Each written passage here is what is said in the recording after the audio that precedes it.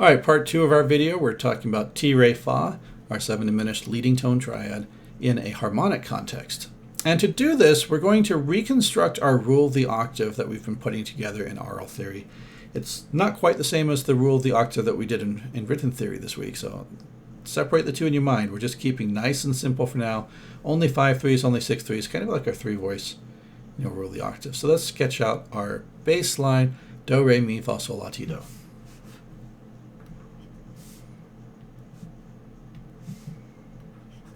Do, re, mi, fa, sol, la, ti, do. And if we were working with our primary triads on our strong tetractys notes, our harmonically strong notes, do, fa, sol, do. We love those as nice strong places. And so we put 5/3 chords on all of them, as they are points of stability inside of our harmonic universe on our tonic, plagal, authentic, back to tonic respectively. And that's our structural baseline, of course. And then we saw that in between we were just putting nice passing chords, 6/3 chords, chords of motion. And we had the mi 6/3 we learned about, and the fa 6, la 6/3, and the ti 6/3.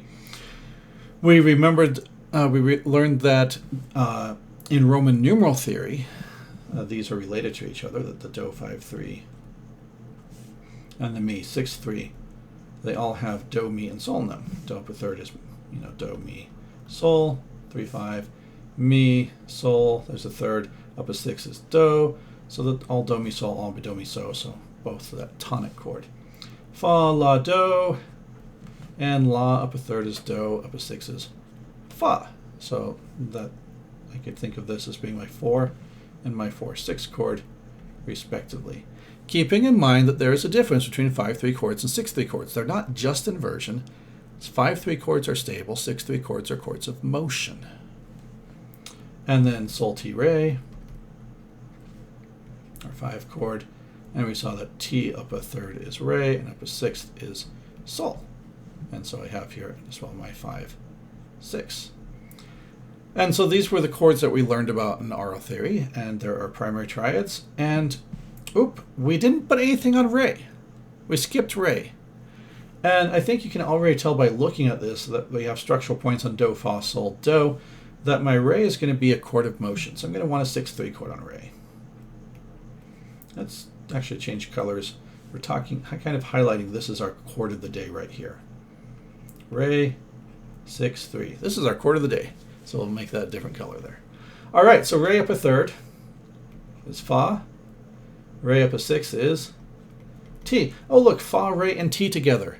It's that 7 diminished chord we were talking about here. So, we would think about this as being a 7 diminished. And of course, I copy my 6/3 down and bring the 6/3 down here, or just 6 for short. 6 is an abbreviation for 6/3. So I've got a 7 diminished 6 chord here. And this is an extremely common baseline motion here. To go do, re, mi, or mi, re, do, and harmonize it with that passing 6/3 chord in between. And so that's what we're going to be listening for in our bass today. Now, technically, and we're not going to spend a lot of time dwelling on this one today, but it's technically possible, of course, to have, working with just 5/3s and 6/3s, it'd be technically possible to come over here to my ti 6/3 and alter it. And instead of going ti, re, sol, change that sol into a fa. And now I've got a ti up a third and a ti up a, grab a red here to highlight this, up a 5th. Why did I put that in red, that 5? Because it's not a real 5th. It's a false 5th. Ti, re, fa, ti, fa. That's that diminished 5th. That's that tritone. It's not really a 5th. And so it's not really a 5/3 chord. It's not a chord of stability. This is, in fact, the first chord of dissonance that we've encountered. So far, our thirds have been consonant against our bass. Our fifths, perfect fifths, have been consonants against the bass. Our major minor sixths have been consonant against the bass. This is the first time I've had a dissonance against the bass, and I've got that fifth against the bass here. And so this is our 7 diminished. And it's going to behave very similarly to the 6/3 chord, the T6/3 and the T5/3 chord. Look how similar they are. They both have T-do, they both have Re-do. One has a sol, and the other has a fa. And that's, of course, is the difference between the sol, mi version of the altisans and the fa, mi version of the altisans. And so really, they're going to sound very similar to each other. That's why I don't like to do Roman numerals, honestly, because you see a 5/6 and you see a 7 diminished, you're like, these are different things. But you see this T6/3 and this T diminished 5/3, and you look at those and you go, oh, they're pretty similar to each other, actually. It's just that this one is dissonant.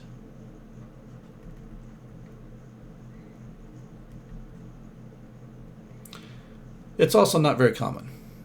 Usually, because of the way voice leading works, it doesn't really work that great to just have T, Res, and Fas all by themselves. And specifically because if I double the T in the bass, I've automatically created a parallel octave somewhere because the T has to resolve to Do. If I double the Fa, Fa likes to go, Fa Mi works so much better than Fa Sol does, and so that doesn't work well. And doubling Re is kind of weird, so we don't actually hear the 7 diminished in root position all that often, not as a triad at least. And so for now, if you hear a T in the bass, make an educated guess that it's a T6/3 chord at 5/6. But we now have one chord on each possible bass note. And so if you dictate your bass line, you know what chords go with them. You know, Do, Fa, Sols have to be 5/3s. Everything else, Re, Mi, La, Ti, 6/3s for now. And then you just have to remember to translate down into Roman numerals. And that is, of course, dropping, if it's a 6/3, we have to drop it down a third. So Re down a third is T. T is scale degree number 7. So there you go, 7 diminished 6. And so all of these are here. Let's go ahead and take a listen to our harmonic dictation exercise and put this in play. Remember, really what I'm dictating is the bass line, and knowing my rule of the octave, I already know what the chords are that go with the bass line.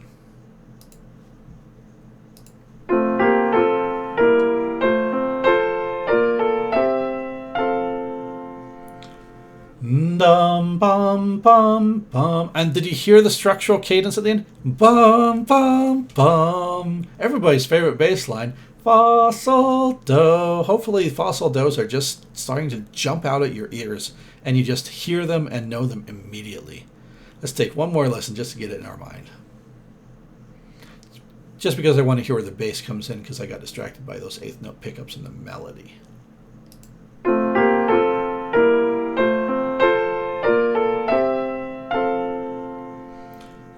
Dum bum bum bum bum bum bum. All right, so my bass line starts on Do, Do, right up the scale, Do, Re, Mi, Do, Fa, Sol, Do. Well, I know for my rule of my octave, if I'm going, you know, Do. Let's sketch this down up here. Let's change back to. Let's grab green. Do, Re, Mi, Do, Fa, Sol, Do. I know some things already. I know that I've got a 5/3 on my Dos, and on my Fa, and on my Sol, and on my Do there. And then I know I've got nice 6/3s here. So I already know that. I remember my rule of the octave. If you didn't remember your rule of the octave, I've got referenced right here on the screen. That's why I switched back to the whiteboard so you can see. The Do, Re, Mi, Do, Fa, Sol, Do, and just going back and forth across the rule of the octave there. Now, translating that into Roman numerals, of course, you can either do it on this handy little chart where I see that the Do's 5/3, Re, Mi, like that, or we can do it in our head, back over here. Do 5/3 is a 1. Re, it's a Re 6/3, so Re dropped on a third is a T, which is a 7, so 7/6. Mi, the 1/6. Do back to 1. Fa 4. Sol 5. Do 1. And there we go, our harmonic dictation. It's really about dictating the bass and remembering Do, Fa, Sol 5/3s, 6/3s on everything else for now, and then just being able to match it up with Roman numerals.